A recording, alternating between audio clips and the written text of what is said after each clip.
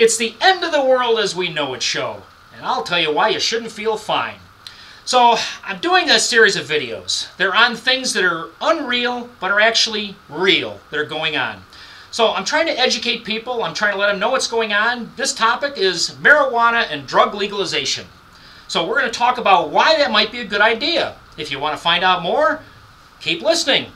Okay, marijuana and drug legalization. So why is marijuana illegal in the first place? We have to kind of look back a little bit. We have to look back to 1936 to be exact. There's a guy by the name of Harry Anslinger. One guy. He was the head of the Federal Bureau of Narcotics at that time.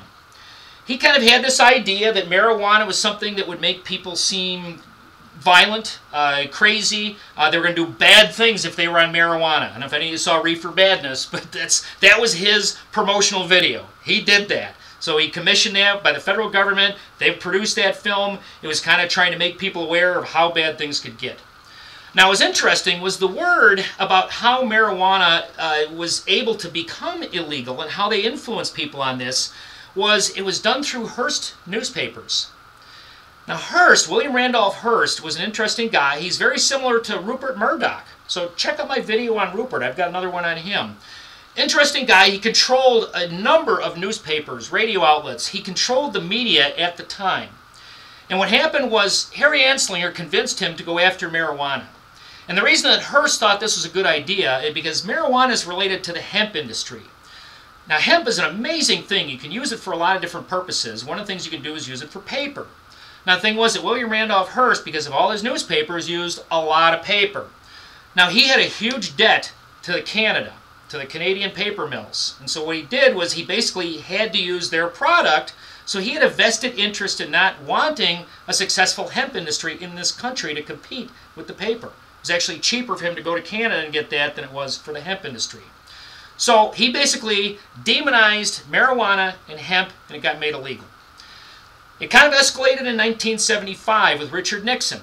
Richard Nixon basically made marijuana a Schedule I felony drug. So what that did was it did not allow for any study of marijuana, anybody looking at any uses for it. It made it an extremely, penalty-wise, a bad thing. So basically, since 1975, marijuana is scheduled the same as heroin, Class I felony. Okay, so why would it be a good idea to legalize marijuana? A number of states have thought so. They think it's a great thing. Now, Nixon and some of the other ones actually started the war on drugs. And when you look at the war on drugs and what's been going on with that, does anybody know what the cost of the war on drugs is? All right, well, I've got a clock right here. Drug Sense clock. And what this is, it shows you federal and state dollars with a total. And you'll notice that it's changing every second. If you go and you look at war on drugs cost clock, this thing will come up. We are spending right now over $1,000 per second. So during the course of this video, you can total up how much we spent on the war on drugs. For what? Okay, because we're fighting something that we could possibly legalize and get money from. So we're kind of like throwing ourselves into a hole and shoveling dirt over it at the same time. This is insane. This is absolutely insane. Can we stop $1,000 per second, $40 billion per year on fighting drugs? Now, this doesn't even look at the costs of putting people behind bars for drugs. $78,000 per prison to put somebody in prison for a year.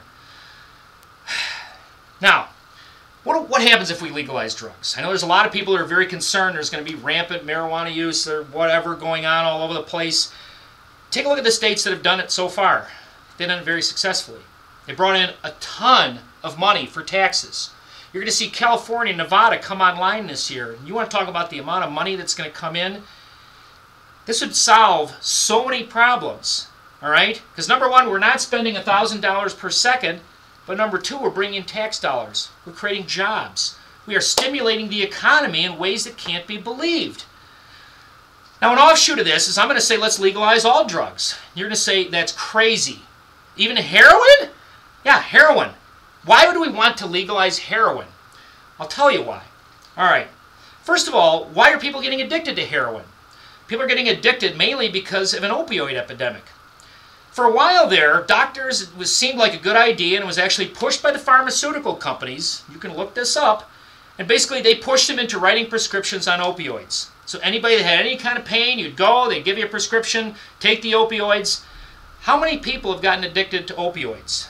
You probably know somebody, okay? So if you're addicted to opioids and then suddenly the doctor cuts you off and it seems like a bad thing, you have that addiction, heroin is actually cheaper and the next best thing. There are a lot of people that have moved into heroin. We're having a heroin epidemic in this country right now. My kids went through high school. In their high school, they had kids dying from heroin. It's happening all over the country. We're actually giving police officers now drugs to be able to give people something for overdosing on heroin because the use of heroin is so problematic. It's so spread. So, if we legalize that, we're not going to be giving it away to people. Some people, what you want to do is you want to get them into a clinical situation and you want to be able to get them off heroin. So you use some of the dollars that you're bringing in from the marijuana sales to treat those people that are addicted to heroin. So you can bring them back in as a useful member of society. They could be your son, it could be your brother, it could be your mother. I mean, who knows? I bet everybody in this country knows somebody that has been affected by heroin. So, if we can somehow do something to help those people, I think that that's a benefit. I think it's something where you can kind of say it's not a bad idea to do that. But the bigger thing is we take money out of gangs. We take money away from thugs for both of these. When you look at what's coming in from Mexico right now, when you look at what's going on in the inner cities with gangs, everything is fueled by drug money. Take away the money, these guys don't have anything to go back to. They're going to find other things. They're going to try. Human trafficking is a big thing. So that's something that people are going to have to start looking at. But if we can at least take away some of their cash cow, some of their financial support.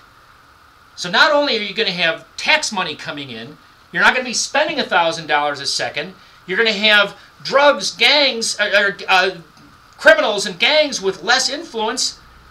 It seems to be a good thing. So, food for thought, something to think about. Legal drugs might be okay. So, call for action here. Talk to your congressman. Talk to your senator. We've got to get something done on this. We've got to get some movement. This is an insane amount of money to be spending. Let's get some discussion going on this. If you don't want to do anything, you want to just sit on your couch, you want to be lazy, you can follow me on Twitter. Here's my Twitter handle, @RealSockInit. I have a reason why I came up with that name. I got another video on it. You can find that out. But @RealSockInit. All the videos are on YouTube under that heading, and then you can find the name of what the topic is about. So follow me on Twitter. Donald Trump has 23 million followers. I'm trying to get a few more. That's my Twitter handle, @RealSockInit. I want your vote. Thanks.